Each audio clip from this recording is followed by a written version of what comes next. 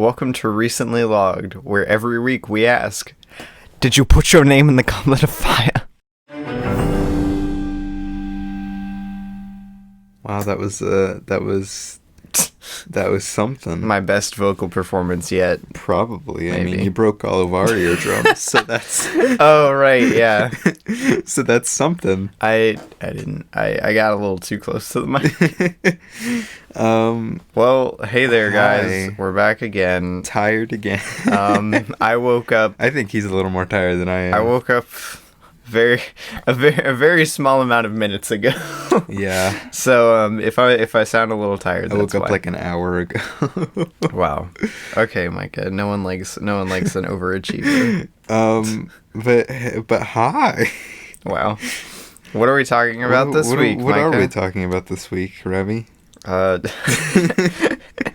Probably Harry Potter and the Goblet of Fire, unless something has changed. Gee willikers, nothing has changed.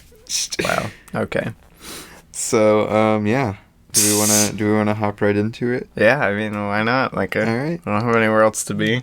I mean, I do, but... I said I don't have anywhere else to be. Okay. Harry Potter and the Goblet of Fire is a 2005 PG-13 movie. 2005, huh? Yeah, it's 157 minutes. It was directed by Mike Newell, written by Steve Kloves. Again, we just go with assuming that you know the cast, because this cast is really big. But Robert Pattinson was in this one. Yay! Was, as well as David Tennant, Micah. Oh yeah, and David Tennant. It was nominated for one Oscar. Wow, I can't speak. It was nominated for one Oscar, which was Best Achievement in Art Direction. Oh, there you go. Wait, art direction? Art direction. I guess. That would make sense. But, like, why not any other Harry Potter films? Wow. What's wrong with this one, Remy? You want my basic thoughts, I Micah? do want your basic thoughts. Alright. I would say just about... Like, I did not... This is probably my least favorite Harry Potter movie. Just to get that out of the way. I gave it 3 out of 5. So not great, but like it's not bad. That's still a positive score. But I don't know, just I get no like enjoyment whatsoever out of watching this movie, which is kind of sad because I enjoy a lot of the other movies in this franchise, but this one's just I don't know. A lot of the elements just don't work for me, and just everything that you would say like works in the other films, I just don't feel work as well in this one. A lot of the elements. And what did you end up rating it? Oh, I said 3 out of 5. Oh. Yeah. Wow, I really Pay must Micah. have zoned out there. Wow. I was reading reviews, sorry. Okay. Yeah, I disagree, but You weren't even listening and you disagree. I heard the end. You're like, okay. None of the elements work well. I just don't think... You hate it. It's I don't think it's firing on all cylinders. Worst movie ever made. It's just... about the gist of what I got. Okay. So I happen to like this movie. I like it quite a bit better than Prisoner of Azkaban, actually. I recognize that it's not better made than Prisoner of Azkaban. I was about to say... I like it significantly better than Prisoner of Azkaban. That being said, I gave it 3 stars. Wow, this is probably one of the worst adaptations of the books. Yeah, this is one of the books that both of us have read. Yeah. And, yeah, it's not a very... Like, I mean, it's a hard book to adapt, definitely, but most of them are. This one just had a lot of stuff that happens in it. This is I think, because, like even Azkaban, it's longer, but it's not that long. Yeah. I think this is the one where she really, like, J.K. Rowling really started to get lengthy, like really long.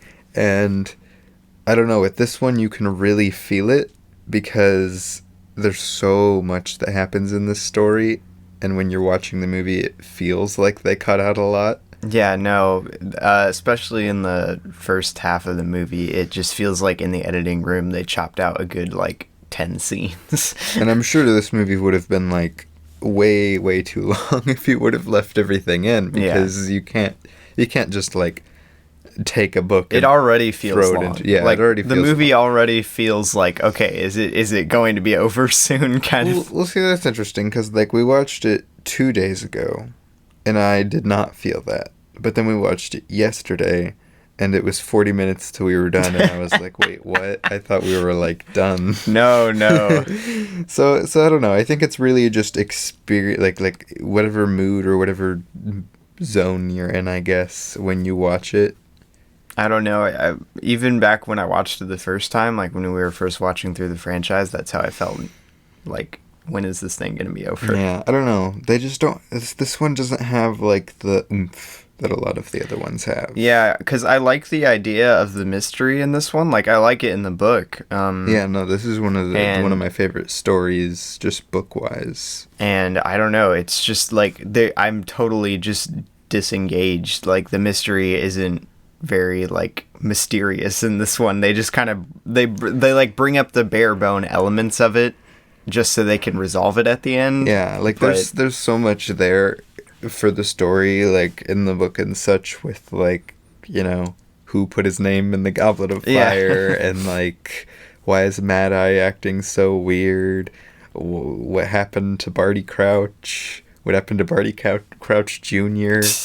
Like like this movie, like this book, I mean, more so than I would say some of the other ones, is really a mystery. yeah, no, it is. It's just a straight up mystery. And the rest, like in this movie, just it like wants it to be a mystery, but it doesn't want to commit. Yeah, it to doesn't want to. being a It doesn't want to mystery. put the screen time in for it to be a full on mystery. Yeah, and I think that's where it loses a lot of its pacing and oomph, is because it's constantly like, yeah, school stuff still. Like, you guys still want to see all this, right? You don't care about that mystery. But I still don't understand what they're trying to show us. This is one thing that bothers me, because like the stuff that they do show us, like, are they cutting back on the mystery because they want to show more of the Triwizard Tournament? No, they show us like 2 minutes of Triwizard Tournament. Yeah, it's weird. And the lake, The lake. the lake scene goes on that is so probably the long. worst scene of the movie. A lot of the scenes are bloated, but that one just you can feel That's- every minute of That's it. probably the worst scene in the movie, and I'll probably stand by that. But I don't know. I still like I managed to still really enjoy this movie by the end. Like in the beginning, it's a little rough, but I don't know. This one, I don't know. I don't know, like Maybe just Cedric being one of my favorite characters is. I mean, part of he the is good reason. in this. I won't deny that. Okay, but riddle me this: why does this look nothing like Cedric on the front On the cover? front cover, I don't know. It doesn't even look like Robert Right? Pattinson. That's what I'm saying. Like, this doesn't. Who is this man? Is this Robert Pattinson on the cover? I don't think so. What happened to his hair? What happened to his face? Well, anyway, if you want to just go view the official poster for Harry Potter and the Goblet of Fire and see if you can spot him. He's all the way in the back. And I mean, he's a Hufflepuff, and you just don't get that many important Hufflepuff characters in. That's true. Of course, I think this is the first movie to really break out into including semi-important characters from anything else but Gryffindor. And I guess Slytherin, if you qualify Malfoy as an important I mean, character. Malfoy is an important character to the stories, Mike. But yeah, like in this movie, you get Cedric. He's a Hufflepuff, and you get Cho, and she's a Ravenclaw. And that's Cho. but, yeah. We'll get to that. we'll get to that. But like I was going to say before you brought up that the guy in the poster doesn't look anything like him. I was gonna say all the stuff you brought up, like the scene to scene pacing, and the structure of it. Mm-hmm. Those are like some of my favorite elements of movies when they get it right, which I think is why I dislike this movie so much. It has like almost no grasp on its story drive and pacing.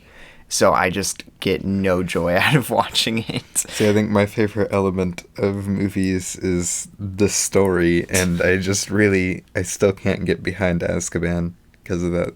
I don't like the story. I see. Wow. Well, that sure is a shame.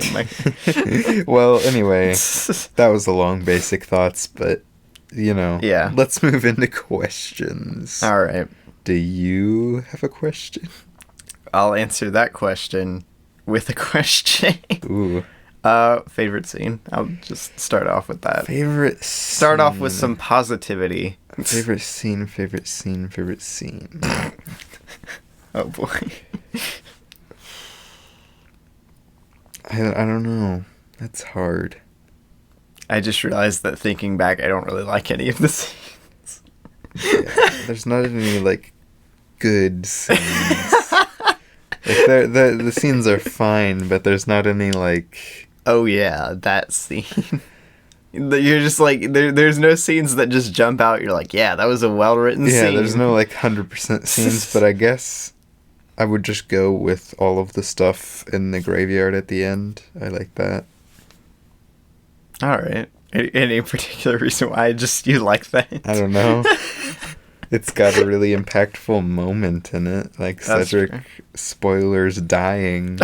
Spoilers For, like, a 15-year-old movie based on, like, a 16-year-old book. Wow. Yeah, I would probably have to go with that too. That's really the only scene that has any like energy to it. Yeah. It's so crazy. This movie feels so dead like most of the time. Just like Cedric becomes. Wow. But yeah, no, that scene actually has some good like dialogue energy. Yeah, no, it's got energy all around. And even if the rest of the movie isn't that great. And I still think it's interesting that Cedric dies with the line "kill the spare." You're like, woof, that's rough. Woof. Are you a dog now, Micah? Woof. What? Wolves? Wolves. Yeah, sure, whatever. The grim Micah. The grim. Don't remind me of that movie. But yeah, you said you'd go with that one as well. Yeah, no, that's really the only scene that like stands out that I would actually be like, yeah, that was an alright scene in the movie. Okay. Because, jeez, like every single scene I can recall from this movie, I'm just like, oh, oof. So besides, I guess because the lake scene, I would say, is arguably the worst, just overall. I mean, it has some cool moments, but yeah, no, I don't really. So like besides the lake scene, what do you think is the worst scene? Oh boy. Do you want those in alphabetical order or chronological? Can you give me one? Worst scene, just most bored I was the entire movie. What's the lake scene? But is probably the ball, honestly. Really? Yeah, there's just... That's interesting. Because I thought that had some decent... Like, because it's so based off of the character chemistry, I thought that had some decent momentum to it. I mean, yeah, it did. But, I don't know. I was really zoned out most of this movie. I don't know. Like, I would just disagree with that one. Like, most of the scenes I'd be like, yeah, sure, but I don't know. I like that scene. I don't know. Maybe I'd pick a different one. I'm not sure. I don't really have a particular reason. I was just bored most of the time during this movie. I guess maybe probably some of the beginning stuff when they're setting up everything. I don't know. I just feel like a lot of the scenes don't add much to the like movie as a whole. Yeah. Even though they're doing stuff for the plot, it just drags for me a lot. Well, like I said, I feel like I have a hard time pointing to one specific the writing problem, because it feels like they edited in the weirdest stuff. Like, yeah, what was the screenplay? It feels like they wanted to cut out the mystery, but wanted to leave all the Hogwarts stuff. But also wanted to cut out the Triwizard Tournament, and at that point, you've literally cut out the story. Yeah, it's really weird. I'm too tired to try and pick out a specific scene though. Okay, so what is it? Least favorite or worst? Favorite. I guess, I don't know, least favorite or worst, it's whatever.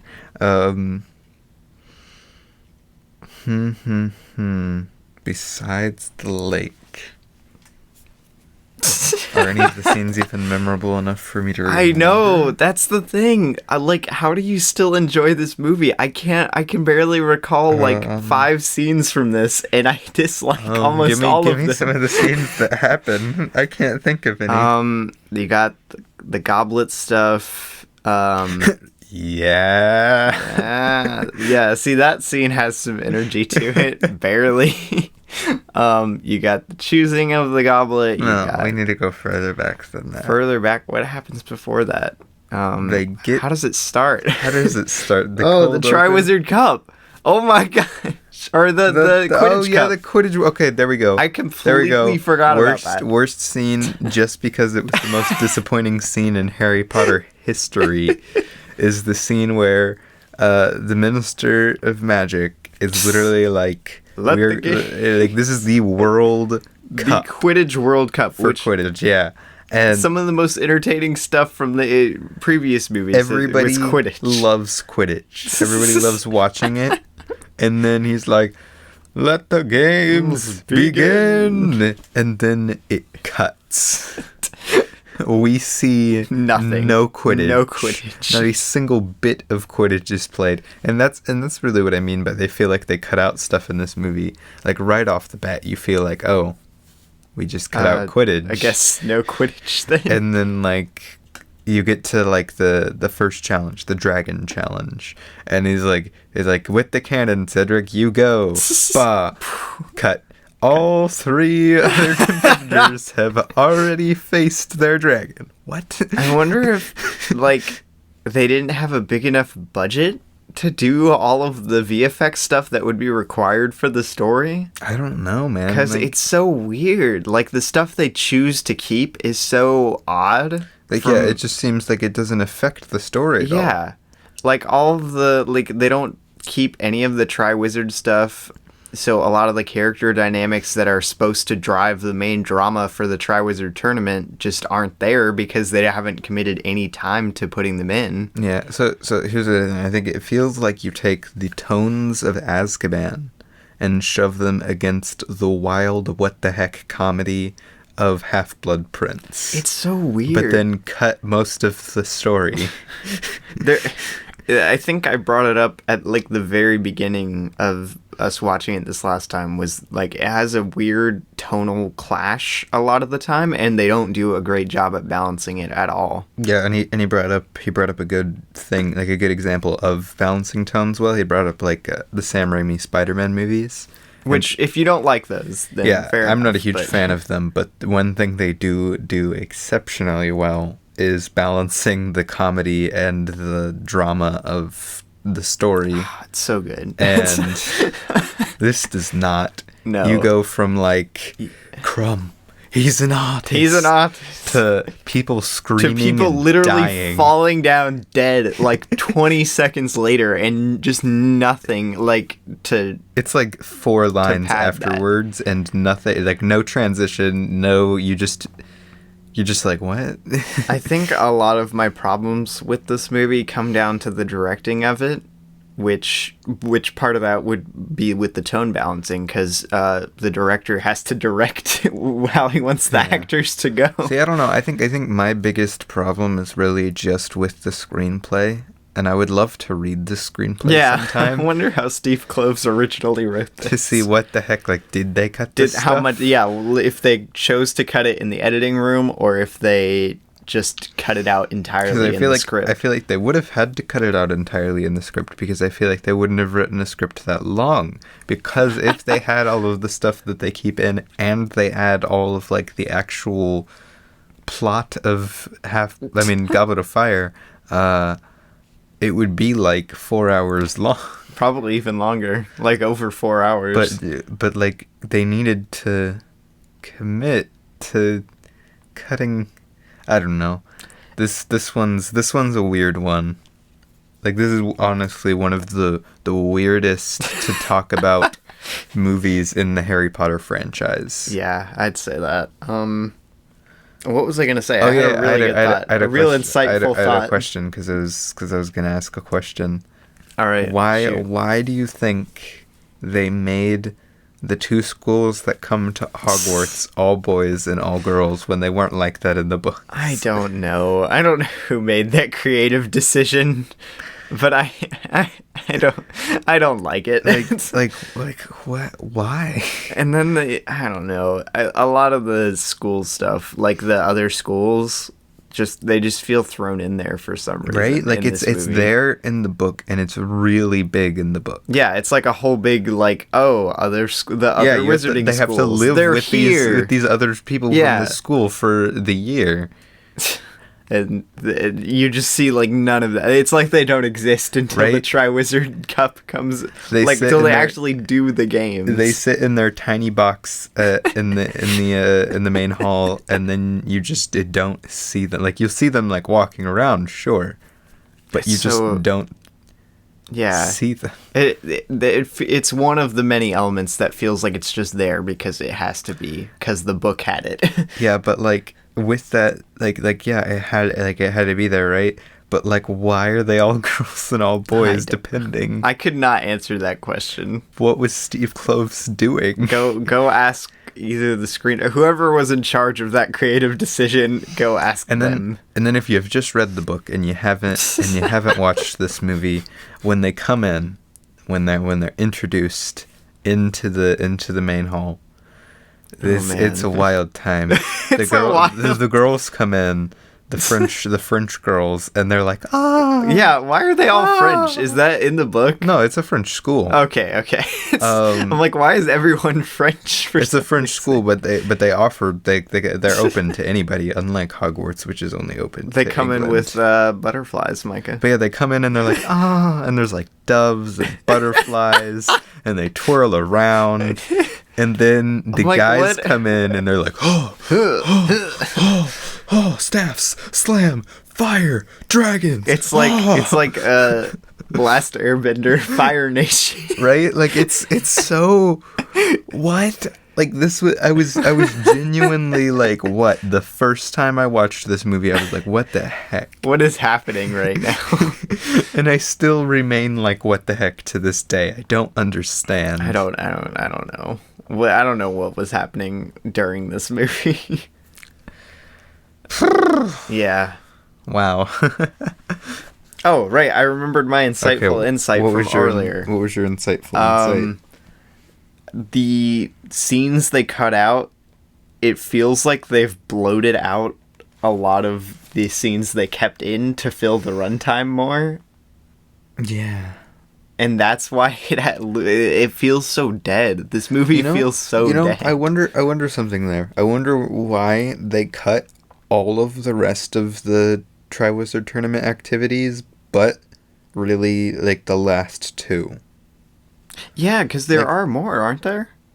Well, no, I'm saying, like, they cut them down so much. I mean, yeah, they do. The dragon one is barely a couple minutes. Yeah, there aren't any more challenges. Like, it's just those main challenges, but, like, you have the dragons, and then you have,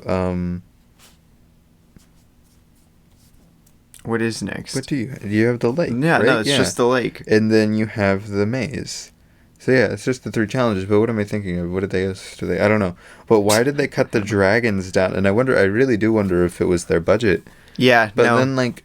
Because every time I think... Sorry for cutting you off. Every time I think of a scene that I'm like, oh, I wonder why they cut that, it's a big VFX scene. Yeah, but like, on that line of thinking, did they do the lake stuff first? Because that was VFX. Like, that was and it's so long. Like, that was really long, and it's all CG, really. I don't know. That's just, like, the first thing that comes to mind is, like, why did they cut that? But then it's a big VFX, like, spectacle scene. Yeah, like, the dragons would have been cool. Oh, it would have been so Everybody cool. wants to see dragons. It's like Quidditch, and I feel like, yeah, Quidditch is big budget CG as well. And both of them, they're just like, everybody would have loved to see that, right? Are you just gonna claim this as the Harry Potter movie that no one wanted to see? All of the scenes. They cut all the scenes. They cut all the scenes that everyone was like, bro, I can't wait to see that in the movie. Because Yeah, I don't know. And even when you do get the stuff other than the stupid lake scene, even like the maze scene seems very unfocused on the actual challenge. Yeah, no, the maze scene I'm not a fan of. There's just it feels so chaotic. Like there's just nothing to Yeah, it, and really. like with that, it's for our listeners, it's supposed to feel chaotic, but like unfocused chaotic is Yeah, how it feels in the movie. unfocused, like what there's nothing Like happening kind of thing. like the camera was just like Guess we're gonna go this way. yeah, here we have Harry. It's like they didn't have any. It's like they wanted there to be a little bit of time in the maze, but they didn't have anything to do in the maze. Right? It feels like it was written just like any of the others to just like be like, oh, go in the maze, and then oh, just like get straight to it just being Cedric and Harry. Yeah, like literally after like probably a minute and a half, it's already down to Harry and Cedric. Yeah, like the stuff that they did throw in there was really just to get rid of the other two competitors.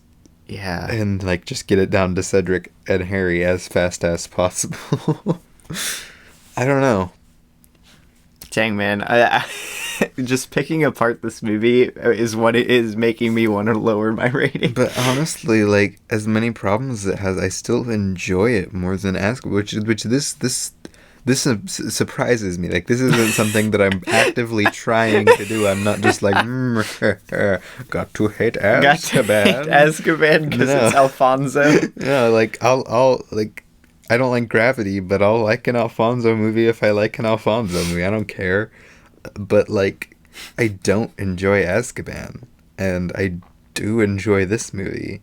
And that's just interesting to look at because this movie is a lot worse from all sides. I think I'll still stand by that. This is probably the worst Harry Potter movie. I would still say I don't know because Chamber of Secrets is so rough. Chamber at least has a good storyline that they commit a lot of runtime to, so you're interested. But they in don't. it. They didn't cut it right. They didn't do it right. Like I don't. I really no. don't It's not. like It's not perfect. By the any writing in stretch. Chamber is rough.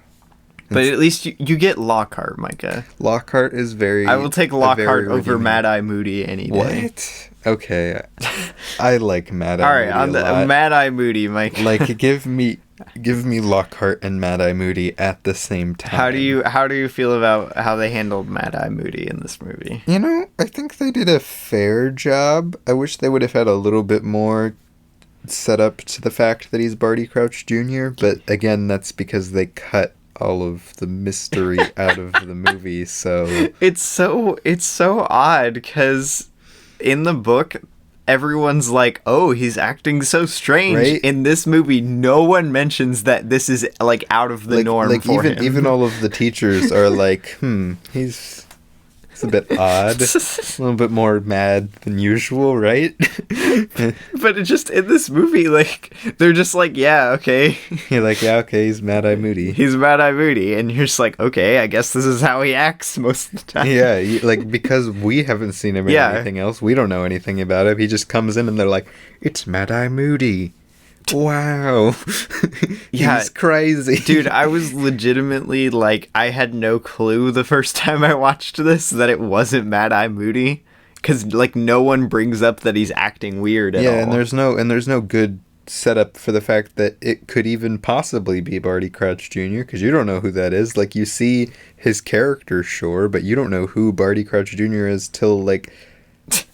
pretty darn close to like isn't it till after Barty Crouch is killed? Yeah. No, after that isn't it the memory? Yeah, no, the memory scene I think is after that. And you're just like I mean, the tongue thing, if you're watching closely, yeah, but they didn't set it like I noticed the tongue obviously when I first watched it, but I was like, okay, what was okay. Did he just stick his tongue out at him and that freaked him out? What's going on?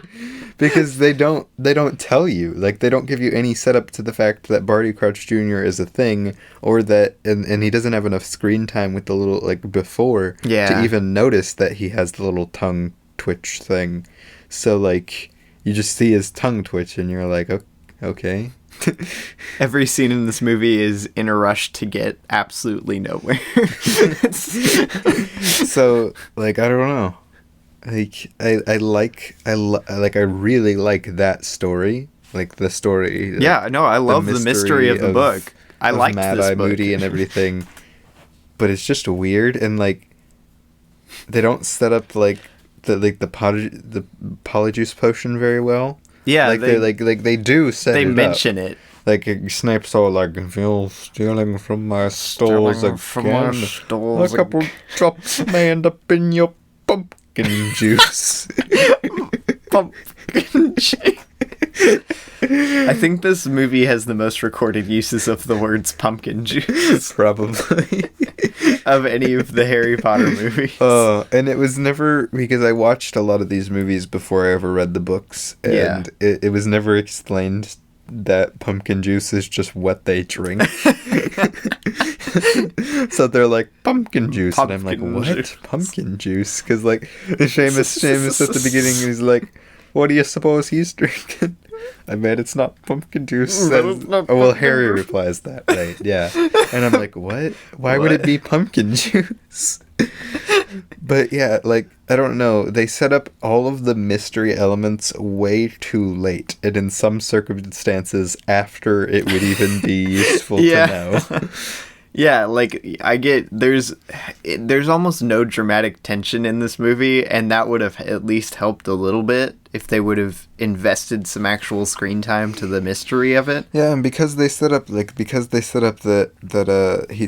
Mad Eye Moody is supposed to watch over Harry, all those scenes where it's, I guess, supposed to be creepy, where he's watching Harry and coming in and helping him no matter what, it's not played off as creepy because he's supposed to be protecting Harry, right?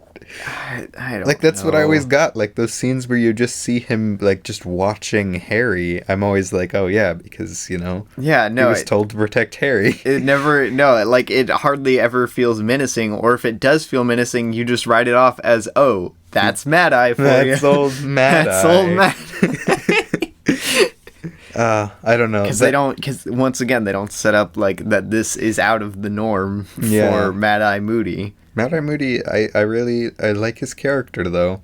And if anything, they make it seem like this is normal for him, because they're like, oh, he's so crazy. He's so crazy. Yeah. He turned Malfoy into a ferret. You talk about... Arguably best scene. Okay, hold on. Arguably best That's scene. my favorite scene. Malfoy may have nothing to do in this movie. But when he gets turned into that ferret... The ferret is so cute. It is cute, man. Who doesn't like ferrets? I never thought I'd say Malfoy is cute, but when he is in ferret form, he is cute. Wow.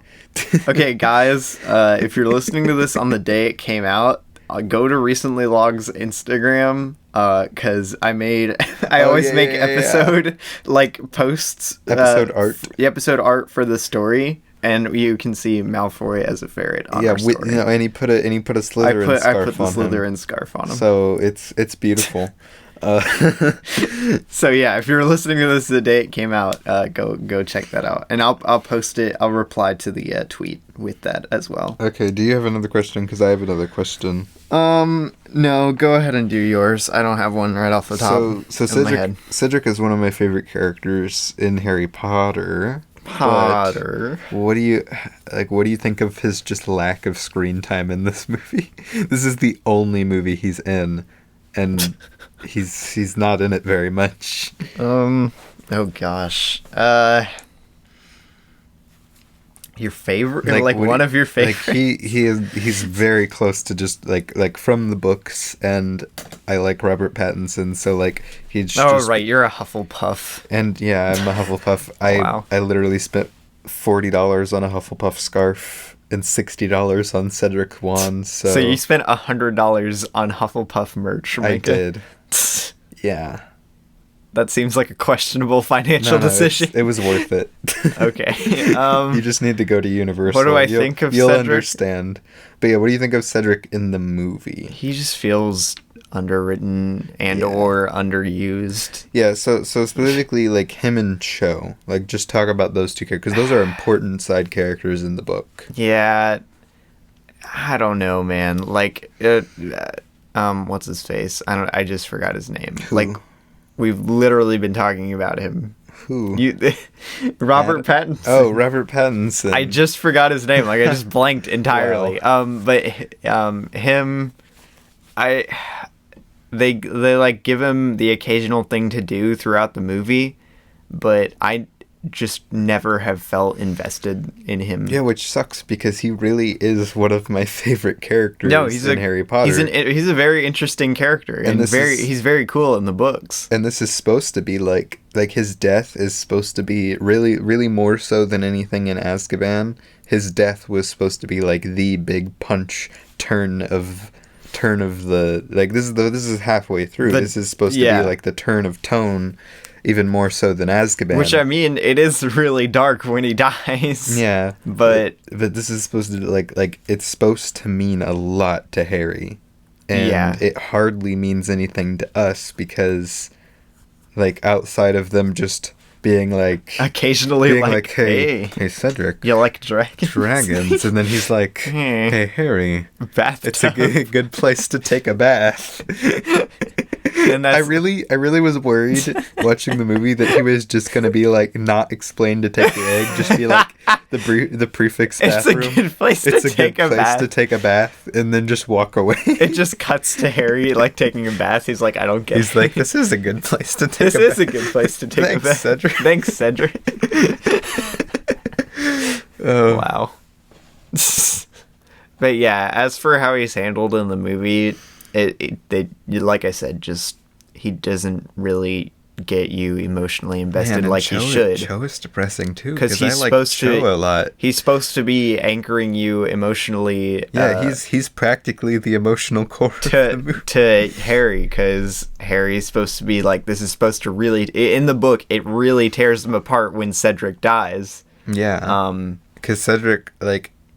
You know, he was his friend. His friend. When a lot of people, even his best friend for a while, was, like, hated him pretty much. And you just don't feel that they have a friendship at all. It feels like someone, like, that you've met, like, a couple of times. No, like, what it feels like is your older brother's friend who knows you and will be like, yeah, here's this because I know your older brother. You want me to buy you a Sprite or something? A sody pop? A sody pop?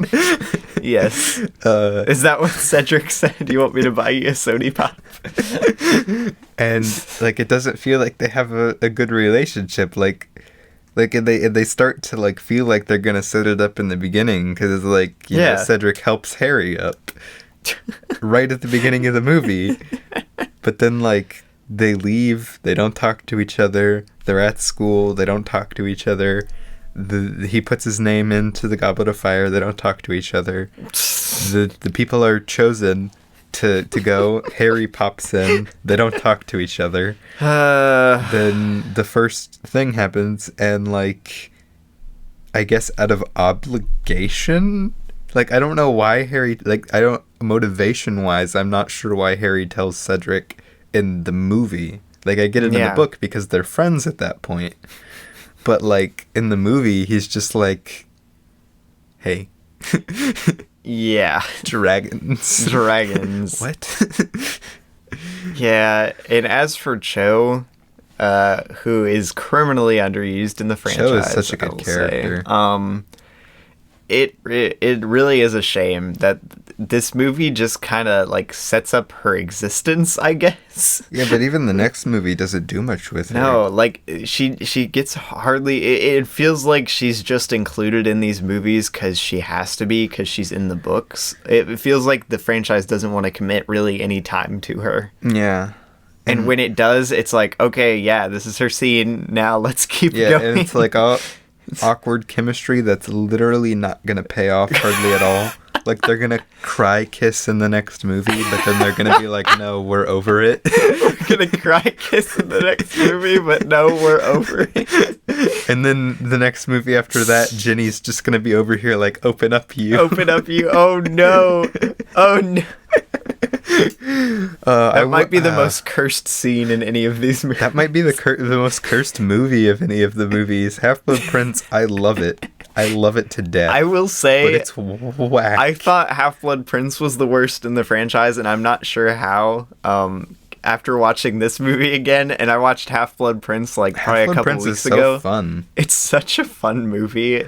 Like it's so fun to watch. It has like a great energy to it. Yeah, it has hardly anything to do with the Harry Potter story. They hate. Like, I don't think the writers cared in the slightest about the Half-Blood Prince. Yeah, I was about to say, you think they commit no time to the mystery in this one? Half-Blood Prince is even worse. But they actually fully commit to it just being like a rom-com school movie. Yeah. Which I think the only reason this movie couldn't be that is because it has to get dark at the Cedric end. has to die. Yeah, Cedric has to Voldemort die. has to come back. Like, and you can't be laughing about, I don't know. You can't be laughing about Spider's pincers. Yeah. when Cedric dies. But sir, it's the place It's to the be. place to be. I can't have you wandering to school at night alone. Hello. Well, then by all means, sir, come with me. And he does. I love that movie. And then they all go get drunk at Hagrid's place. Oh, I love that movie so much. Apparently underage wizardry is illegal, but not underage drinking. Right? Question mark. Because Hermione gets drunk, and that's something that happens. Not in this movie, but in Half-Blood Prince. Wow. So we've literally just resorted to talking about another. No. What were we talking about? How did you get me so far off? Cho being criminally underused in the franchise. Yeah. Something about the movies not wanting to commit any time to her. Yeah. So like there's some of my favorite characters in the books because it was like, oh, finally some good side characters not from Gryffindor that actually mean something to Harry. Yeah. No, like when Cho was first introduced in the book, I'm like, yay, Harry has an interest in friendship outside of like his two friends. How many friends does Harry have? 2. What about Colin from Chamber of Secrets? Colin. You know what's confused me and confuses me even more in this movie is Harry's relationship to Fred and George. Yeah, it's like he so seems weird. like they're like in some scenes they'll seem like they're best buds almost, and then like a couple scenes from that they'll be like, yeah, dragon, get him, and they'll seem to have no care for Harry at all. And I I'm don't like, know, what? man. What? It's And then they like give him they just straight up give him The map. Marauder's map. What? which is, I don't know why. But hey, that was an Azkaban, Robbie. Yeah, that was more of a plot convenience than anything. Yeah. But anyway, yeah, I don't know. Side characters in this movie specifically seem to be done wrong. Literally every character in this movie. It's just a bad screenplay.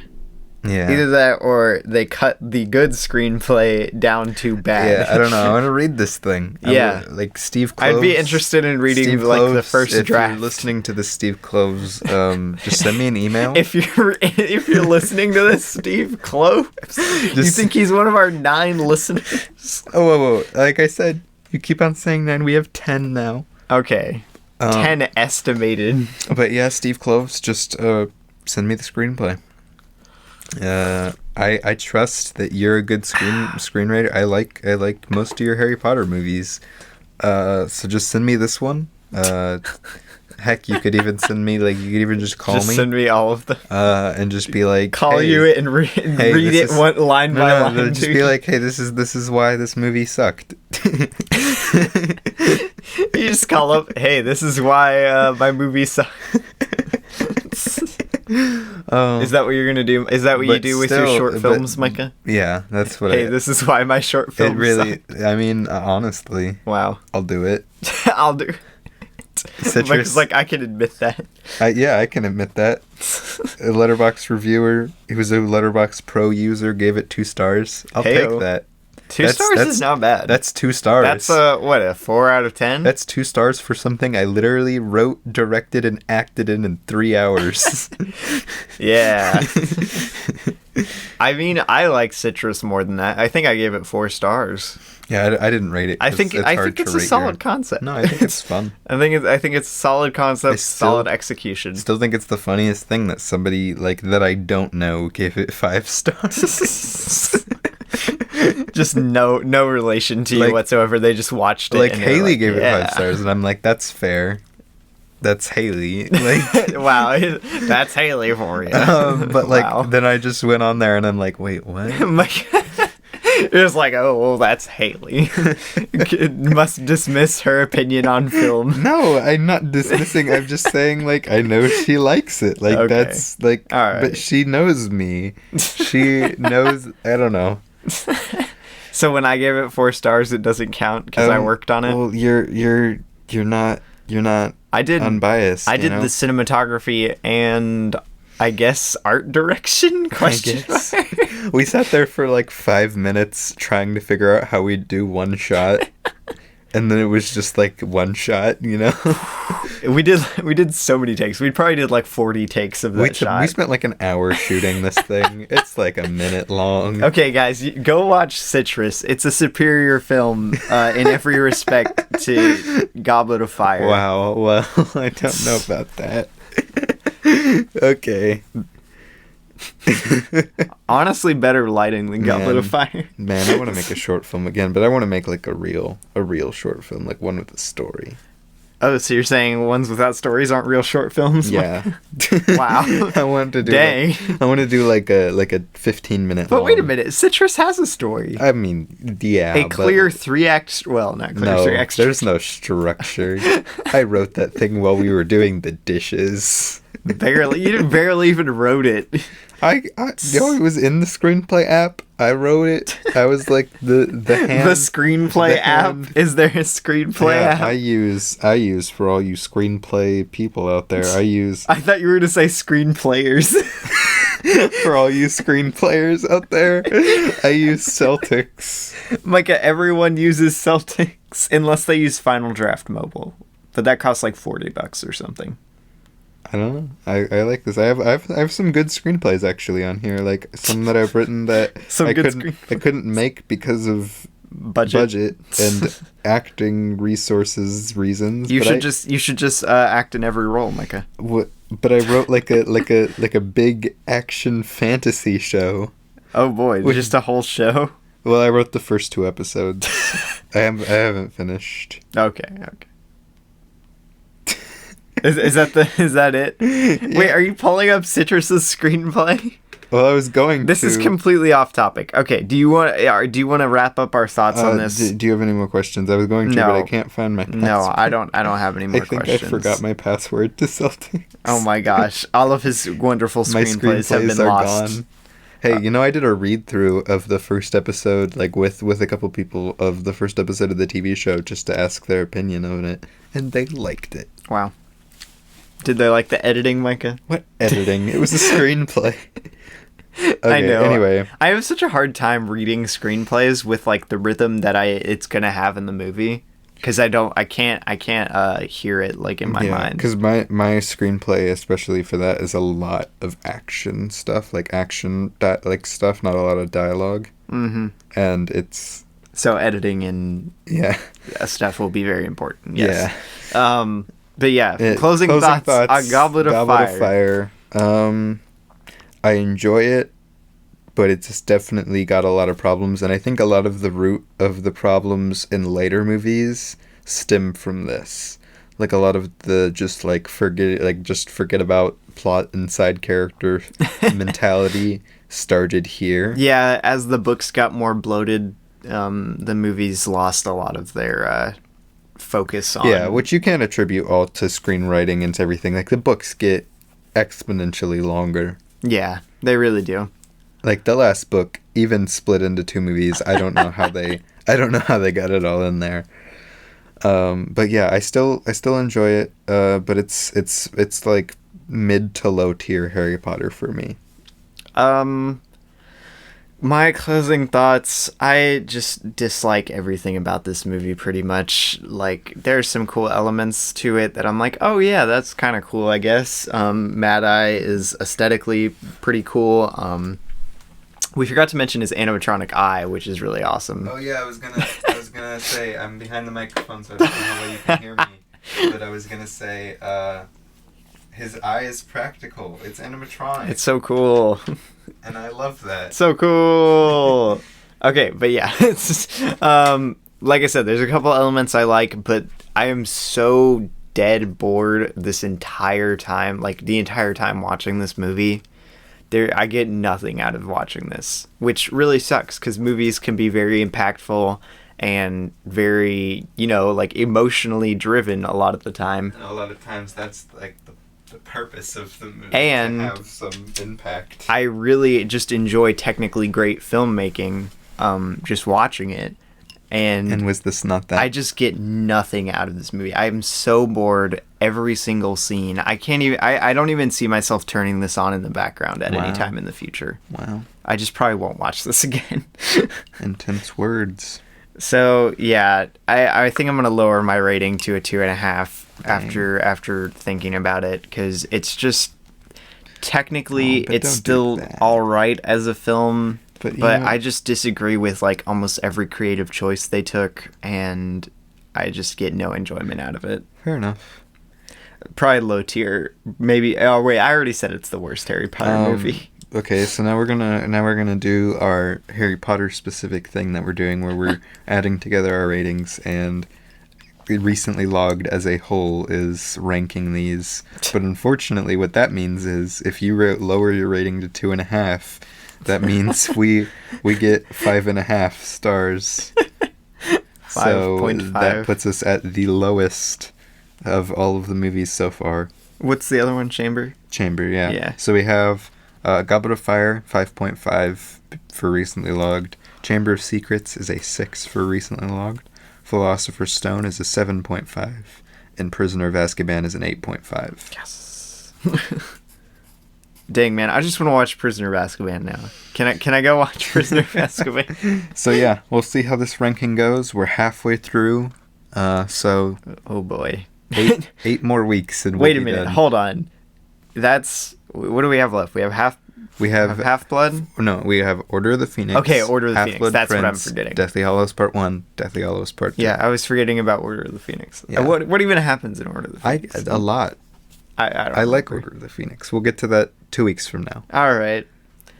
Let's go over what we watched this week. Yeah, let's do that. Yeah, you guys care about our lives, right? Right? Hey, I've now had with this viewing of Goblet of Fire last night, I have 700 activities in my diary on Letterboxd. I watched some good movies this week. This is like the first week since quarantine started that I've actually like watched stuff. Wow. Okay. Well, on the 27th is the first movie I watched. Oh, whoa. Oh yeah, I guess so. Wait, has it really been that long? Hold up. 27th? Yeah. Yeah, that's like look, 27th, 28th, 29th, when did we release the last 31st? One? Is more what I'm asking. And then 31st, and then the 1st, which is today. No, second. Wait, is today the 1st? So we released on the 25th. Okay. So yeah, okay. But cool. Yeah, I watched. You didn't watch it with me, I guess, on the 27th. What? Ferris Bueller's Day Off. I caught the end of it, so I mean, I can still talk about it if you want. I rated this movie 5 stars. Man, this is one of, like, I think the most energetic movies I've ever seen. I don't know what to tell you with this one. It's a classic. It's pretty much as I would describe it. It's like it's like the teenage experience put to film. Yeah, pretty much. So it's the ultimate teenage movie, I guess. I would consider this the ultimate teenage movie. But I go watch it if you haven't seen it. Go watch it. It's good. Yeah. I rated it 4.5 for those wondering. Wow. I didn't log it, but lame. Because I didn't watch all of it. Not 5 stars. Not 5 stars. All right, then on the 28th, what did we watch? 28th, we watched Billy Wilder's Ace in the Hole, baby. Woot. Yes. The Criterion. Not saying that like this was Billy Wilder's Ace in the Hole. The movie is Ace in the Hole, directed by Billy Wilder. How do you know it wasn't his Ace in the Hole? Because I don't know. I don't know. So if you don't mind, I'll talk about this movie first because Wow. I have something I wanted to say about it. I'm very hurt. Wow. Okay. So I've only seen two other Billy Wilder movies. I've seen Some Like It Hot and The Apartment. And I'm not a huge fan of The Apartment, but it is pretty good. Which is and understandable. Some Like It Hot is amazing. It's not as charismatic as some of his other films can be. Yeah. But I had zero idea of what to go in, like what to expect from this. Yeah, because I bought the Criterion You got the of this Criterion, a while ago. And I was just like, okay, it's a movie. Quick side note, you can watch me unbox this Criterion Blu-ray on my YouTube channel. Wow. That's the only video I've uploaded. That's a plug right there, folks. Yes, it's very much a plug, but you got to plug your YouTube channel like 2 weeks in a row, so... Okay. But I had no idea what to expect from this. Besides, the only thing I knew is it was a movie by Billy Wilder about a reporter. And then... A newspaper man? I got into it and like, dang, it's not the story I was expecting, and it's pretty much, and this is how I describe it, it's Nightcrawler of its day. The 50s Nightcrawler. It's really good. I rated it 4.5. It's, man, I don't know how to describe this thing, but it's a great character study. It's so good. Like, Billy Wilder, there's a reason he, among the, like, film fans, is one of the most, like, highly respected screenwriters and directors, like, ever. Of course, it's kind of depressing, because, like, spoilers, I mean, it's hardly spoilers for, like, it came out in the 50s. 70-year-old movie. I don't think anyone's gonna mind if you spoil it real quick. Like, the only, like, decent people in this movie, like one human beings, one of the only decent human beings in the movie dies, and he could have been saved. Well, that's like the point of the movie. That's the whole point. Like, but like everybody sucks in this movie. Like as like people wise, not like characters. The characters are good, but like they suck. Dang, man, Billy Wilder knows how to make them. But that's kind of the point. They're all awful people doing awful things. It's a moral cautionary tale, Micah. Yep. But it's so good. As for my thoughts on it, this is my first time watching it. I gave it 4.5 out of 5. It's good. It's really good. It's not my favorite Billy Wilder film. No, Some Like It Hot is I better. think I'd probably put it. Sunset Boulevard was my favorite. Some Like It Hot would be right underneath it though, and then The Apartment, and then this. But I still love all of them, so go watch a Billy Wilder movie is what I'm trying to tell you. Do it. I dare you. I was bored by your film takes. Wow, okay. Don't miss. It was my review, my official review on Letterboxd. That's a great review. My analysis, Micah. Yes. Then on the 29th, oh boy, we watched Rememory with Peter Dinklage. We were up to like 1-something watching this, right? And for some reason, for no good reason, because this was technically on the 28th, but we started it late enough that it was the 29th by the time we logged it. Yeah, I was about to say I have 3 things logged for the 29th. I rated this 2.5. Yeah, 2.5. I rated it 3 stars. Oh, sorry, I'm not talking into the microphone. There we go. I rated it 3 stars.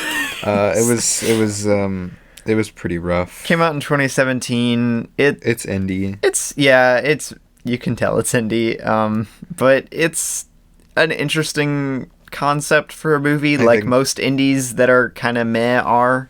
Yeah, I think the writing was the problem for this movie. The writing, the story structure, the editing, a lot of the times it just wasn't there. Like all of the writers on this movie were first-time writers. Oh, really? The movie.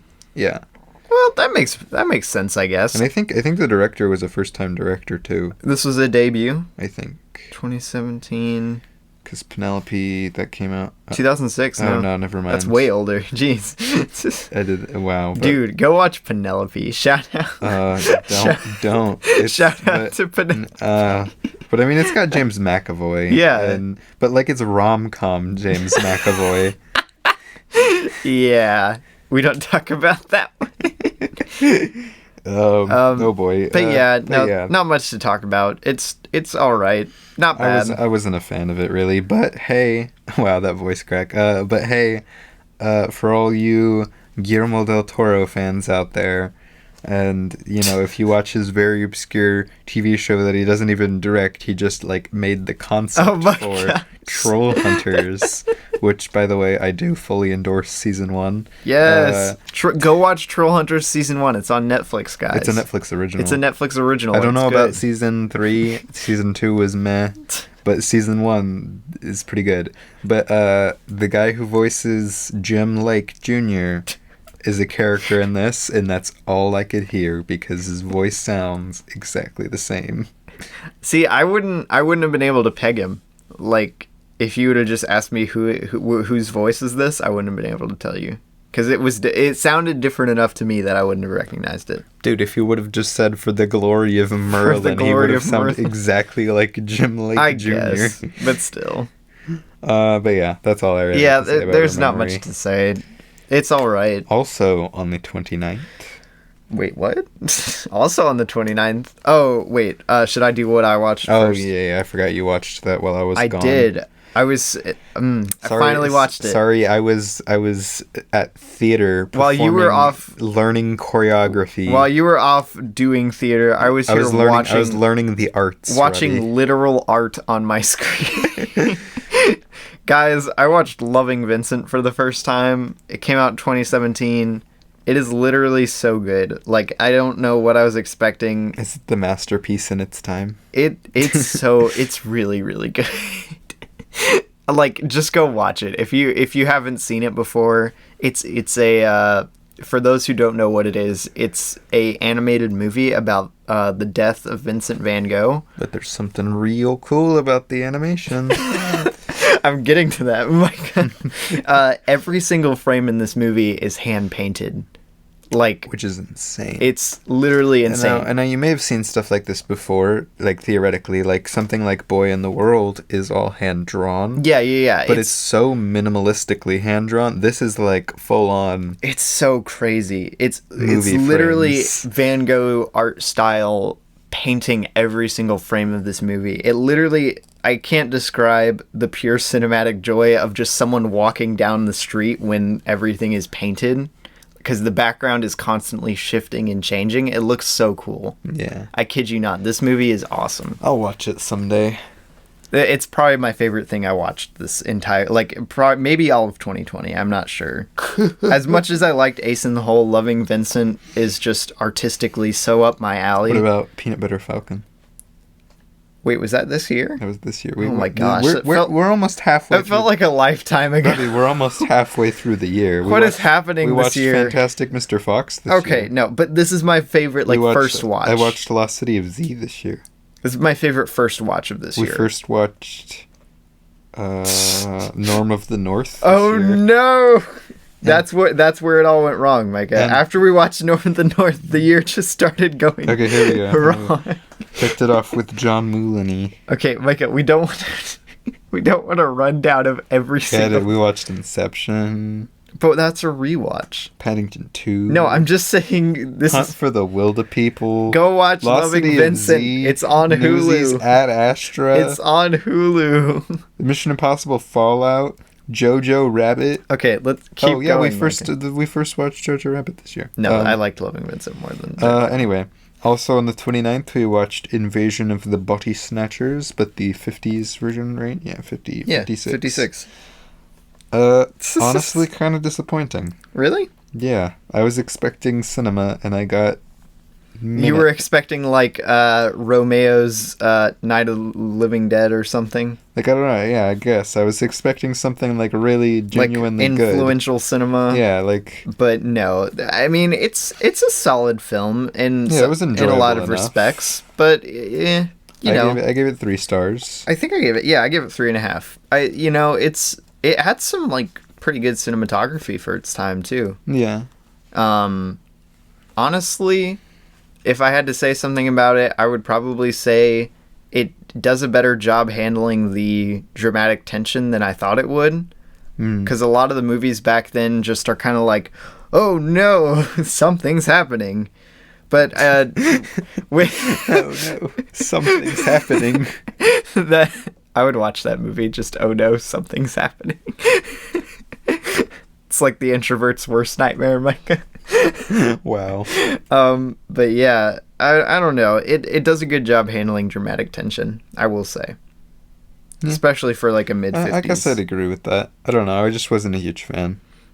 But I still gave it 3 stars. What did we watch after that, Micah? We watched Goblet of Fire. Wrong. Incorrect. No. We watched The Box. Oh, I don't. Yeah. Yeah, it was alright. I didn't log It was that. a Halloween. If you remember that, Micah, don't bump the mic stand. You're making it. You're making little bumps. But yeah, things that go bump in the night. Hulu did a bunch of original little horror-ish short kind of films. low budget, like 3-minute short films. And this sucked. Wow, jeez.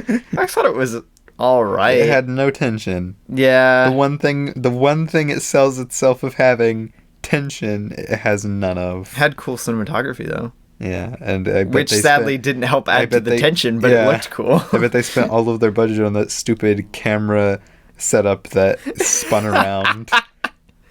Yeah, Woo. if you're interested in some of the Halloween shorts, I would definitely say the Gilly Muck is better than this. If But you want to watch one, wasn't good. No, it wasn't good, None of them are good. It was better than this, though. Anyway, Yeah, we watched that. I just figured I'd bring it up. then we watched Goblet of Fire. Then we watched because we're over it and now we're here unedited. But so I want to speed it up. Then we watched Song of the Sea. Song of the Sea. Which I had seen 2 other movies, and they were really the other 2 big movies from this studio, and I thought they were just meh. Wait, so, you have seen The Breadwinner? Yeah. Oh. Yeah, I watched it with you guys. Wait, really? Yes. I thought we watched it without you. No, I was in the room. Oh, shoot. Okay. So yeah, Cartoon Saloon has done... Hello, why aren't they logged? I was about to say, I didn't think you'd seen The Breadwinner. And I've seen you. I want to watch Secret of the Kells, because I've only seen Breadwinner and Song of the Sea so far from them. But I'm interested in seeing all of their stuff, because I'm intrigued most of the time by their animation. Those are the 3 that are in that style. Yeah. So, I don't know. This was definitely my favorite of them. I gave it 4 stars. I love the accents. This is probably my favorite to watch. I think Breadwinner might be...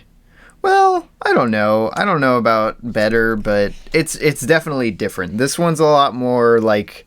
Feels more like a Pixar movie. Breadwinner feels... rough. It's a heck of a lot darker. It was dark. It was a drama. And it's a lot more draining to watch. It was draining. And see, whereas I think Secret of the Kells is a lot darker than this movie, but it's still much more palatable. Like, I guess, like, it's darker in a different way. A lot of it has to do with oh crap, what do druids worship? What I don't know. I've never seen the movie. No, druids though. You know druids. You know druids. Your friendly neighborhood druid. Druids. You're just looking up druids. What is the god that they worship, Robbie? I never thought I'd see the day when Micah just types in druids I don't know. to Google. A lot of the story has to do with like does it have to do with religion and stuff? Does it have to do with the Secret of the Kells, Micah? And it was pretty creepy when I watched it when I was like 5. So why did you watch it when you were 5? Okay, funny story. History class. Wow, that's hilarious. In middle school. That's even more hilarious. I'm sitting there and we have a substitute and she's like, I don't want to teach. That's how all good stories start, Micah. So she said, like, I don't want to teach. Yeah, I got this movie. Not sure if it's approved by the Oh my god. But we're going to watch it. Wasn't this at our Christian homeschool? It was at a Christian homeschool co-op. My god! And it was druids. It was a movie mainly based on druids. Yes, can confirm. There's a lot of like abstract demon stuff in it. Oh my god! which is I mean it's a cool movie. What kind of substitute teacher did you have? The cool substitute teacher. Wow, she let you watch Incredibles during class. No, but anyway, Irish accents are amazing. Irish music is great. In conclusion, Irish accents Irish culture is pretty cool. Yeah, it is. Gaelic stuff is awesome. So just give me more Irish movies is the moral of the story. What did you rate it? I rated it 4 stars. And I rated it 4 stars as well. Wow. And then we watched Goblet again. Yeah. And that Sadly. was it. Dang, man. Song of the Sea, Loving Vincent, they all went so hard. And then Goblet had to go and ruin the Song of the Sea didn't go that... Ruin the ride. Calling for help? Help me, help me. Lame. Who did you contact? I don't know what you're talking about. I'm referring to the... Wow, are we just gonna do all of Incredibles? I might be able to do all of Incredibles, Wow. so unconfirmed if I've memorized the whole script or not, Wow. but probably. All right. I guess that's the end. Oh crap! I forgot about a quote. No, but we got to do the one that we started us off with, Micah. Oh, but you yeah, have to do it this time. Okay, but anyway, thanks for listening, guys. If you want to contact us at all for movie suggestions or just to tell us how we're doing, you can go to robbiegrayway.com/recentlylogged, or you can email us at poddingtonrl at gmail.com. Yeah, the RL is recently logged, Micah. Yeah. To our many guests on the waiting list, I am terribly sorry that we don't have you on yet. Hey, don't blame me. This man is in charge of getting guests. This podcast was started as a side thing, and I don't want to have to put administrative thought into it. Wow. So that's the reason why I haven't set up a lot of the guest episodes. The basic moral is he hates the listeners. No, so he's not going to go through the effort to get guests on. Okay, I want, it's not that I don't want guests on, it's that I don't want to, the way we have our guest system working right now, it's very hard to understand them a lot of the time, like through Skype, which is what we use to record. That's why a lot of times, especially with the ones with Luke, our connection a lot of time is rough, so it's hard to do. I've been kind of like half waiting till we find a different way to do it so that our guest episodes will be better, because a lot of the time, if they're not in studio guests, like with Wesley, Zach, and Marianne. Zach and Marianne, I want to make the episodes better if we're going to do them at all. Okay, that's why I haven't had them on yet. Here's the solution. We fly everybody. We fly everyone out to our studio, aka to my our bedroom, house. To my bedroom. My bed is literally 3 feet away. I can touch it. Wow. Okay, we fly them all in. And this is a perfect system. Yeah. Once we get that sweet ad revenue. That sweet ad revenue. You know, Podcorn sent me an ad sponsorship email like a long time ago. You know, Anchor sent you one, and you're just like, no. All right. We could be making sweet AdSense. All right. Next episode we sell out, and then we'll have some more guests. So hope you guys are looking forward to that. Wait, we're not confirmed to actually have guests next episode. So anyway.